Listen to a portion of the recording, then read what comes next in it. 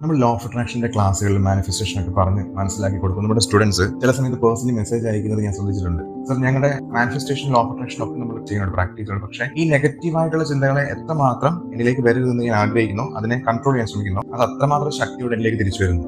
പറയുന്ന കാര്യം വളരെ സത്യമാണ്. നമ്മൾ എന്താണോ ചിന്തിക്കരുത് എന്ന് ആഗ്രഹിക്കുന്ന കാര്യത്തെ അതിശക്തമായ ഓർമ്മകളുമായിട്ട് നമ്മുടെ മനസ്സ് നമ്മളിലേക്ക് കൊണ്ടുവരും. It's A truth, universal truth ആണ്.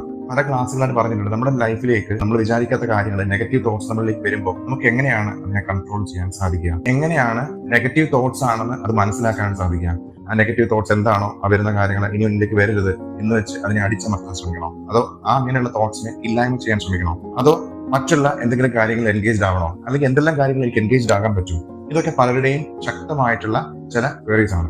എങ്ങനെയാണ് നെഗറ്റീവ് തോട്ട്സിനെ പോസിറ്റീവായിട്ട് മാറ്റാം? നമ്മൾ പറഞ്ഞിട്ടുണ്ട്, എനർജിയെ നശിപ്പിക്കുവാനോ അതുപോലെ സൃഷ്ടിക്കാനോ കഴിയുന്നില്ല. ഒരു നെഗറ്റീവായിട്ട് വരുന്ന ഒരു ചിന്തയെ എങ്ങനെ പോസിറ്റീവായിട്ട് മാറ്റാം എന്നുള്ള കാര്യത്തെക്കുറിച്ച് നിങ്ങൾക്ക് കൂടുതലായിട്ട് അറിയണമെങ്കിൽ വീഡിയോ ഉടൻ തന്നെ നമ്മുടെ ചാനലിൽ റിലീസ് ചെയ്യുന്നതാണ്.